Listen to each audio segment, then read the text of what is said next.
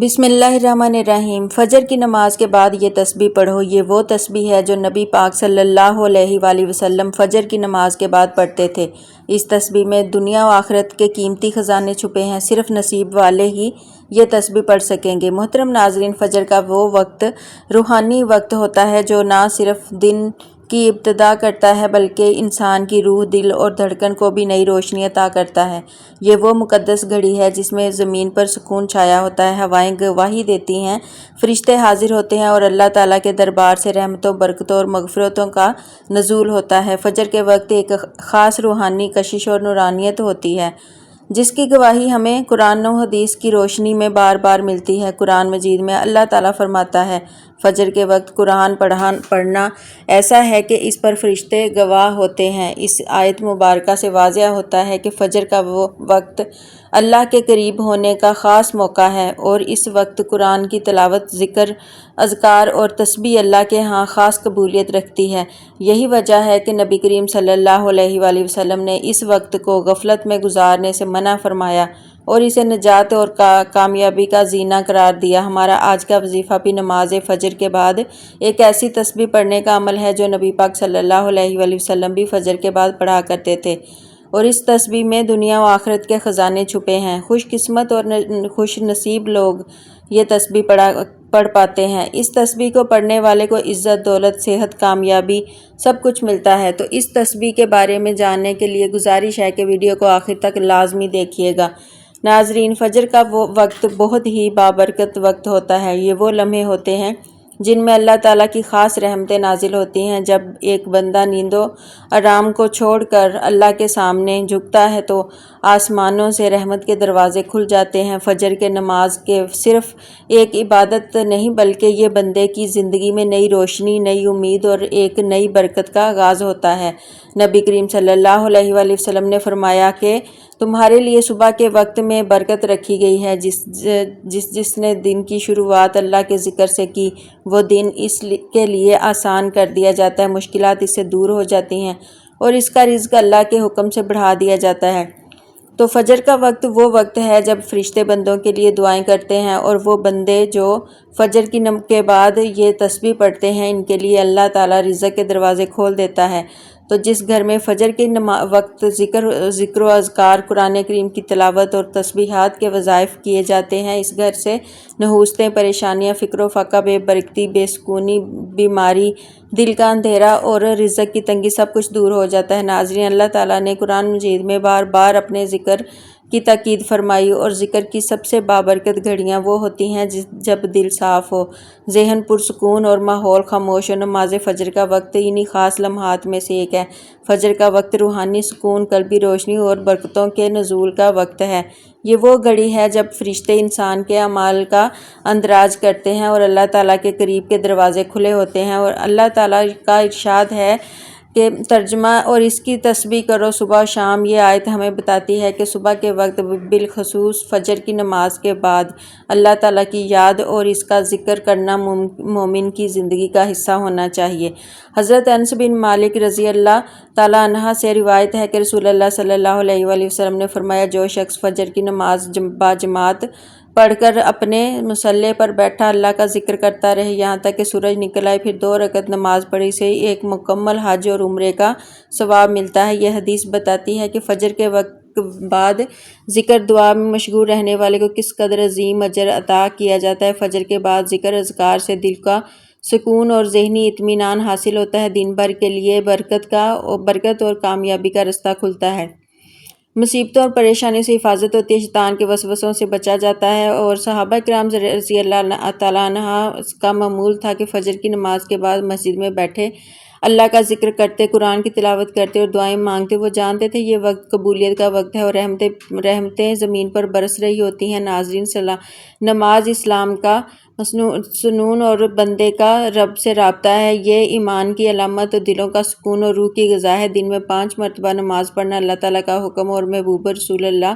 صلی اللہ علیہ وسلم کی سنت ہے۔ نماز انسان کو برائیوں سے روکتی ہے، شیطان کو دور کرتی ہے اور انسان کو پاکیزگی عطا کرتی ہے۔ جو بندہ نماز قائم کرتا ہے وہ گویا اپنی زندگی کو اللہ کے نور سے منور کرتا ہے۔ نماز کے بغیر زندگی بے مقصد اور دل و دماغ بے چین رہتے ہیں۔ نماز کا پابند انسان اللہ کا محبوب بندہ بن جاتا ہے۔ اسی لیے رسول اکرم صلی اللہ علیہ وآلہ وسلم نے فرمایا، نماز دین کا ستون ہے، جس نے اسے قائم کیا اس نے دین کو قائم کیا۔ جو بندہ دنیا و آخرت کی کامیابی چاہتا ہے وہ نماز کو اپنی زندگی کا لازمی حصہ بنا لے۔ اسی طرح نماز فجر دن کی پہلی عبادت ہے جو انسان کی روحانی، جسمانی اور دینی زندگی میں بیداری کا پیغام دیتی ہے۔ فجر کی نماز کی فضیلت بے شمار ہے۔ رسول اللہ صلی اللہ علیہ وآلہ وسلم نے فرمایا، جو شخص فجر اور عصر کی نماز پڑھتا ہے وہ جنت میں داخل ہوگا۔ فجر کی نماز مومن کے چہرے پر نور، دل میں سکون اور زندگی میں برکت کا ذریعہ ہے۔ یہ وہ وقت ہوتا ہے جب فرشتے بندوں کے اعمال اللہ کی بارگاہ میں لے جاتے ہیں اور سب سے پہلا سوال نماز کے متعلق ہی کیا جاتا ہے۔ حضرت جندب بن عبداللہ رضی اللہ تعالیٰ عنہ سے مروی ہے کہ نبی کریم صلی اللہ علیہ وآلہ وسلم نے فرمایا، جو شخص فجر کی نماز پڑھتا ہے اللہ کی حفاظت میں آ جاتا ہے۔ حضرت ابو ہریرہ رضی اللہ تعالیٰ عنہ سے روایت ہے کہ رسول اللہ صلی اللہ علیہ وآلہ وسلم نے فرمایا، فجر اور عشاء کی نماز منافق پر سب سے زیادہ بھاری ہے۔ اگر تم جانتے ہو کہ ان میں کیا اجر ہے تو رینگتے ہوئے بھی آتے۔ نبی کریم صلی اللہ علیہ وآلہ وسلم نے فرمایا، 2 رکعت سنت فجر دنیا مافیہ سے بہترین۔ حضرت عثمان رضی اللہ تعالیٰ عنہ سے روایت ہے کہ نبی کریم صلی اللہ علیہ وآلہ وسلم نے فرمایا، جس نے عشاء کی نماز باجماعت پڑھی گویا اس نے آدھی رات قیام کیا، اور جس نے فجر کی نماز باجماعت پڑھی گویا اس نے پوری رات قیام کیا۔ نبی کریم صلی اللہ علیہ وآلہ وسلم نے فرمایا، جو شخص فجر کی نماز ادا کرتا ہے اس پر جہنم کی آگ حرام کر دی جاتی ہے۔ نبی کریم صلی اللہ علیہ وآلہ وسلم نے فرمایا، فجر کی نماز کے بعد جب تک سورج طلوع نہ ہو ذکر میں مشغول رہنے والے کے لیے حج اور عمرے کا ثواب لکھا جاتا ہے۔ نبی کریم صلی اللہ علیہ وآلہ وسلم نے فرمایا، فجر کی نماز کے وقت اللہ تعالیٰ اپنے خاص فرشتوں کو زمین پر بھیجتا ہے جو ذکر کرنے والوں کے ساتھ مصافحہ کرتے ہیں۔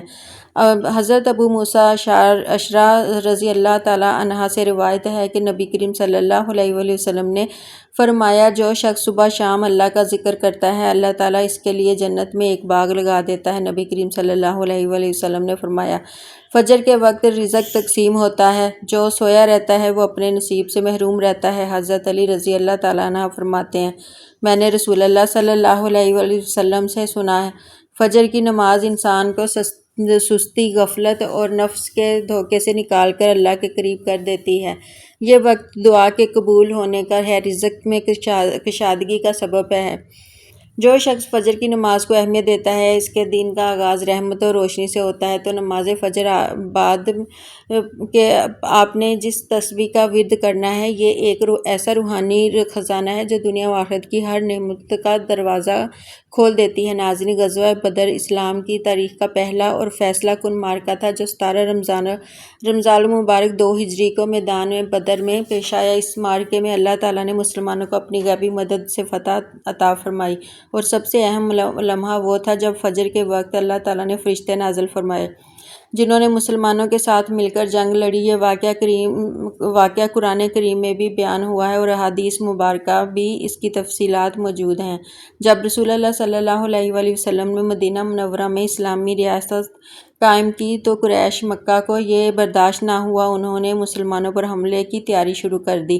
اسی دوران ایک قافلہ جو ابو سفیان کی سربراہی میں شام سے مکہ واپس جا رہا تھا، اسے روکنے کی کوشش میں مسلمان بدر کے مقام پر پہنچے، مگر قافلہ بچ کر نکل گیا اور مکہ سے قریش لشکر جرار مسلمانوں کے مقابلے کے لیے آ گیا۔ مسلمانوں کی تعداد صرف 313 تھی، جبکہ قریش کا لشکر 1000 سے زائد پر مشتمل تھا۔ نہ مسلمانوں کے پاس مکمل اسلحہ تھا، نہ گھوڑے، نہ زرے، مگر ان کے دل اللہ کی محبت، توکل اور ایمان سے لبریز تھے۔ نبی کریم صلی اللہ علیہ وآلہ وسلم نے میدان بدر میں ایک رات قبل دعا میں ہاتھ اٹھا کر اللہ تعالیٰ سے التجا کی، اے اللہ، اگر آج یہ جماعت مسلمان ہلاک ہو گئے تو روئے زمین پر کوئی تیری عبادت کرنے والا باقی نہیں رہے گا۔ اللہ تعالیٰ نے قرآن مجید میں فرمایا، جب تم اپنے رب سے مدد مانگ رہے تھے تو اس نے تمہاری دعا قبول فرمائی۔ میں تمہاری مدد کے لیے 1000 فرشتے بھیج رہا ہوں جو ایک کے بعد ایک آتے جائیں گے۔ جب جنگ کا وقت آیا تو دشمن اپنے پورے ساز و سامان کے ساتھ میدان میں اترے تو اللہ تعالیٰ نے فجر کے قریب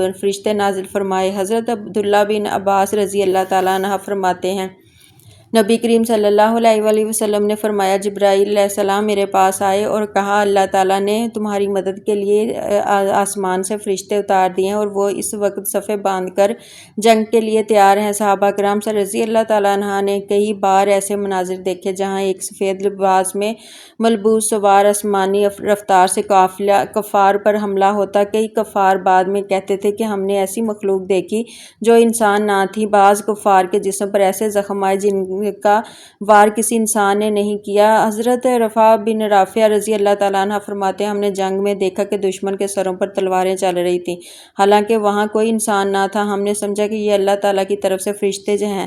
جبرائیل علیہ السلام نے نبی کریم صلی اللہ علیہ وآلہ وسلم سے فرمایا، ہم نے آج بدر میں جنگ کی ہے اور یہ ہمارے لیے بھی آزمائش تھی۔ اس غیبی امداد اور مسلمانوں کے ایمان و حوصلے کے باعث قریش کے 70 بڑے سردار مارے گئے، جن میں ابو جہل، امیہ بن خلف، عتبہ، شیبہ اور وغیرہ شامل تھے۔ 70 قیدی بنا لیے کہ مسلمانوں کو عظیم و شان فتح نصیب ہوئی۔ اللہ تعالیٰ نے اس فتح کے ذریعے مسلمانوں کے دلوں کو مضبوط کر دیا، کفار کو عبرت کا نشان بنا دیا اور دنیا پر واضح کر دیا کہ اللہ تعالیٰ ان لوگوں کی مدد فرماتا ہے جو دین کی حق کی مدد کرتے ہیں۔ اور اسی طرح حضرت علی کی وجہ کریم نے فرمایا، میں نے جب بھی فجر میں دعا مانگی وہ کبھی رد نہ ہوئی۔ ناظرین، اللہ تعالیٰ کا ذکر کرنے سے انسان کو روحانی فوائد ملتے ہیں، وہاں ساتھ دنیاوی فوائد بھی ملتے ہیں۔ قرآن اور حدیث میں واضح طور پر ذکر کیے گئے ہیں، یعنی تسبیح اللہ کی ایک اہم عبادت ہے جو انسان کو اللہ کے قریب لے آتی ہے اور اس کے دل میں اطمینان اور سکون پیدا کرتی ہے۔ اللہ پاک قرآن پاک میں فرماتا ہے، سن لو، اللہ تعالیٰ کے ذکر سے دلوں کو سکون ملتا ہے اور تو یہ تسبیح پڑھنا انسان کے دل کو سکون اور اطمینان دیتا ہے۔ جب انسان اللہ پاک کے ذکر میں مشغول ہوتا ہے تو وہ دنیاوی پریشانیوں سے دور ہو کر اللہ پاک کی طرف متوجہ ہوتا ہے، جس سے دل میں سکون آتا ہے۔ اور جو لوگ اللہ پاک کا ذکر کرتے ہیں یعنی تسبیح پڑھتے ہیں تو اللہ پاک ان کے گناہوں کو معاف کر دیتا ہے۔ اللہ پاک فرماتا ہے، میرے بندے تو میرا ذکر کر، میں تیرا ذکر کروں گا۔ تسبیح پڑھنے سے اللہ تعالیٰ سے مانگی گئی دعائیں قبول ہوتی ہیں۔ حضرت ابو ہریرہ رضی اللہ تعالیٰ عنہ سے مروی ہے کہ جو شخص اللہ کا ذکر کرتا ہے یعنی تسبیح پڑھتا ہے تو اللہ اس کی دعائیں قبول کرتا ہے اور اسے مشکلات سے نجات دلاتا ہے۔ اللہ پاک کے ذکر سے انسان کی دعائیں قبول ہوتی ہیں اور وہ اپنی مشکلات سے نکلنے میں کامیاب ہو جاتا ہے۔ تسبیح پڑھنے سے انسان کی زندگی میں برکت آتی ہے۔ جو شخص صبح کا ذکر کرتا ہے اس کی روزی میں برکت آتی ہے۔ تو تسبیح انسان کی روزمرہ زندگی میں برکت، کامیابی اور سکون لے کر آتی ہے۔ یہ عمل دنیا اور آخرت میں بھی کامیابی کا سبب بنتا ہے۔ تسبیح پڑھنے سے اللہ پاک کی مدد اور حفاظت بھی ملتی ہے۔ حضرت علی رضی اللہ تعالیٰ عنہ سے مروی ہے کہ جو شخص اللہ رب العزت کی تسبیح کرتا ہے اللہ پاک اس کی ہر پریشانی میں مدد کرتے ہیں۔ اللہ کا ذکر انسان کو شیاطینی شر سے محفوظ رکھتا ہے اور اللہ پاک کی مدد کی ضمانت بھی فراہم کرتا ہے۔ اگر آپ چاہتے ہیں کہ اللہ پاک آپ کو دونوں جہاں میں عزت و کامرانی عطا فرمائے، کبھی کسی کا محتاج نہ ہو، کبھی کسی کے سامنے ذلت اور رسوائی نہ کرنا پڑے، تو دشمنوں سے، حاسد سے ہمیشہ محفوظ رہیں، تو آپ یہ تسبیح لازمی کریں جسے نبی پاک صلی اللہ علیہ وآلہ وسلم بھی پڑھتے تھے کہ جس کے پڑھنے سے دنیا و آخرت میں چھپے خزانے مل جاتے ہیں۔ اس تسبیح سے انشاءاللہ دونوں جہاں میں عزت و کامرانی آپ کا مقدر بن جائے گی، کامیابی آپ کے قدم چومے گی۔ انسان جب کبھی اپنی زندگی کے مقصد کو سمجھنے کی کوشش کرتا ہے تو اسے اس حوالے سے مختلف قسم کی آراء سننے کو ملتی ہیں۔ اللہ تعالیٰ نے قرآن مجید میں اس حوالے سے بہت ہی واضح اور خوبصورت باتیں ارشاد فرمائی ہیں۔ اللہ تعالیٰ سورہ انبیاء کی آیات میں ارشاد فرماتا ہے، اور نہیں ہے ہم نے پیدا کیا آسمان اور زمین کو اور جو کچھ اس دونوں کے درمیان ہے کھیلتے ہوئے، یعنی بے مقصد پیدا نہیں کیا۔ اگر ہم چاہتے ہیں کہ ہم بنائیں کوئی کھیل تماشا تو یقیناً ہم بنا لیتے اسے اپنے پاس سے، اگر ہم ہوتے ایسا کرنے والے۔ اسی طرح اللہ تعالیٰ سورہ مومنون میں ارشاد فرماتا ہے، تو کیا تم نے سوچ لیا کہ بے شک تم نے پیدا کیا تمہیں بے مقصد اور یہ بے شک تمہاری طرف سے لوٹائے جاؤ گے۔ بس بہت بلند ہے اللہ اور حقیقی بادشاہ ہے۔ کوئی دلیل اس کے پاس اس کی تو بے شک اس کا حساب اس کے رب کے پاس ہے۔ بلا شبہ یہ حقیقت ہے کہ کافر لوگ کبھی فلاح نہیں پائیں گے۔ سورہ زاریات میں اللہ تعالیٰ نے انسان اور جنوں کی تخلیق کے مقصد کو نہایت اہم انداز میں واضح فرما دیا۔ اللہ تعالیٰ ارشاد فرماتا ہے، اور میں نے نہیں پیدا کیا جنوں اور انسانوں کو مگر اس لیے کہ وہ میری عبادت کریں۔ تمام آیات پر غور و فکر اور تدبر کرنے کے بعد یہ بات سمجھ میں آتی ہے کہ تخلیق انسانیت کا مقصد در حقیقت اللہ تعالیٰ کی معرفت حاصل کرنا، اس کی بندگی اور عبادت کو بجا لانا ہے۔ ان عبادات کو بجا لانے کے مختلف طریقے کتاب و سنت میں مذکور ہیں، جن میں انتہائی خوبصورت اور آسان طریقہ اللہ تبارک و تعالیٰ کا مسلسل ذکر کرنا ہے۔ ذکر الہی انوار کی کنجی ہے، بصیرت کا آغاز ہے اور جمال فطرت کا قرار ہے۔ یہ حصول علم کا جال ہے، یہ تماشا گاہ ہستی کی جلوہ آرائی اور حسن افرینیوں کا قرار ہے۔ ذاکر کے ذکر میں، زاہد کی فکر میں خالق افلاک کی جھلک نظر آتی ہے۔ تو محترم ناظرین، وقت کی نزاکت کو مد نظر رکھتے ہوئے چلتے ہیں وظیفے کی جانب۔ آپ کو بتاتے ہیں کہ وہ تسبیح جو نماز فجر کے بعد پڑھنی چاہیے، جسے حضور صلی اللہ علیہ وآلہ وسلم بھی نماز فجر کے بعد پڑھا کرتے تھے، کہ جس میں دنیا و آخرت کے قیمتی خزانے چھپے ہیں، بہت سے راز پوشیدہ ہیں، اور نصیب والے ہی یہ تسبیح پڑھ سکتے ہیں۔ آپ نے اپنے کسی بھی مقصد کے لیے، کسی بھی مشکل یا پریشانی سے نکلنے کے لیے، خاص طور پر اللہ تعالیٰ کی فوری مدد حاصل کرنے کے لیے، راستے سے ہر رکاوٹ کو دور کرنے کے لیے، ہر ناممکن کام کو ممکن کرنے کے لیے، غرض اس تسبیح کو کسی بھی حاجت کے لیے پڑھنا ہے تو سب سے پہلے آپ نے نماز فجر ادا کر لینی ہے۔ اس کے بعد اگر آپ چاہیں تو نماز کے بعد بھی اس تسبیح کو پڑھ سکتے ہیں۔ اگر نماز کے بعد نہیں پڑھ سکتے تو چلتے پھرتے، اٹھتے بیٹھتے، جب جہاں آپ کو وقت مل جائے، نماز فجر کے بعد سورج نکلنے سے پہلے آپ نے اس تسبیح کو لازمی پڑھنا ہے۔ اس کے لیے باوضو حالت میں سب سے پہلے درود پاک پڑھ لینا ہے۔ ثواب کے طور پر 1 مرتبہ آپ درود شریف پڑھ لیجئے گا، اور آپ درود ابراہیمی بھی پڑھ سکتے ہیں، اور اس کے علاوہ آپ کو جو بھی درود شریف آتا ہے نا، زبانی آپ کو یاد ہے، آپ کوئی سا بھی درود پاک پڑھ لیں۔ درود پاک پڑھنے کے بعد آپ نے اپنے مقصد کی نیت کرنی ہے، اور جب آپ نیت کر لیں تو فوری طور پر آپ نے اعوذ باللہ من الشیطان الرجیم بسم اللہ الرحمن الرحیم پڑھ کر وظیفے کا آغاز کرنا ہے، اور سب سے پہلے اللہ پاک کے ناموں کی تسبیح شروع کر دینی ہے۔ اللہ پاک کے یہ 3 نام، یا اللہ، یا رحمان، یا رحیم، ان کا ورد شروع کر دینا ہے، اور ان 3 ناموں کو 101 بار پڑھنا ہے۔ حضرت علی رضی اللہ تعالیٰ عنہ سے مروی ہے کہ اگر تم پریشان ہو تو اللہ کے نام کا ذکر کثرت سے کیا کرو، تسبیح کرو، تو اللہ پاک اس کی تمام مشکلات آسان کر دیتا ہے۔ اس کے لیے یا اللہ، یا رحمان، یا رحیم کا ذکر پڑھتے رہیں۔ اللہ پاک کے یہ تینوں ناموں کا ذکر کرنے کے بعد آپ نے آج کے اس عمل کی تسبیح کرنی ہے، جو اس عمل کی ریڑھ کی ہڈی ہے۔ آپ نے سبحان اللہ و بحمدہ سبحان اللہ العظیم استغفر اللہ و اتوب الیہ، سبحان اللہ و بحمدہ سبحان اللہ العظیم استغفر اللہ و اتوب الیہ، یہ کلمات ہیں جو نبی کریم صلی اللہ علیہ وآلہ وسلم فجر کے بعد کثرت سے پڑھا کرتے تھے۔ ان کلمات میں اللہ کی پاکیزگی کا اظہار ہے، اس کی شکر کی علامت ہے، بخشش کی درخواست ہے، اس کی مکمل ایک تسبیح پڑھنی ہے، یعنی پورے 100 مرتبہ آپ نے ان کلمات کی تسبیح پڑھنی ہے۔ اس کے بعد آپ نے قرآن پاک کی ایک بہت ہی مختصر اور جامع سورہ یعنی سورہ کوثر 3 بار پڑھنی ہے۔ بسم اللہ الرحمن الرحیم 3 مرتبہ سورہ کوثر پڑھنے کے بعد آپ نے اتنا ہی درود پاک پڑھ لینا ہے جتنا وظیفہ شروع کرنے سے پڑھا تھا۔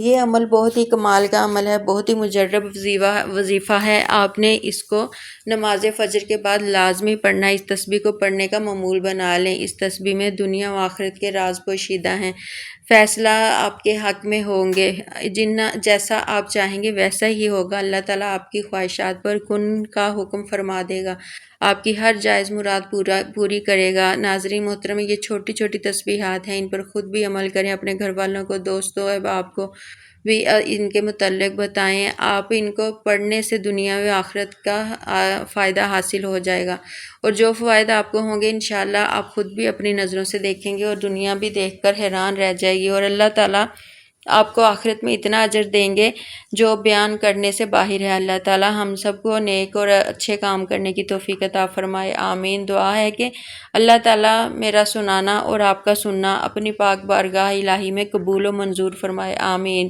ناظرین، گزارش ہے کہ اللہ رب العزت کے 99 ناموں میں سے ایک نام شیئر کر دیں۔ اللہ تعالی ہم سب کا حامی و ناصر، آمین۔ جزاک اللہ۔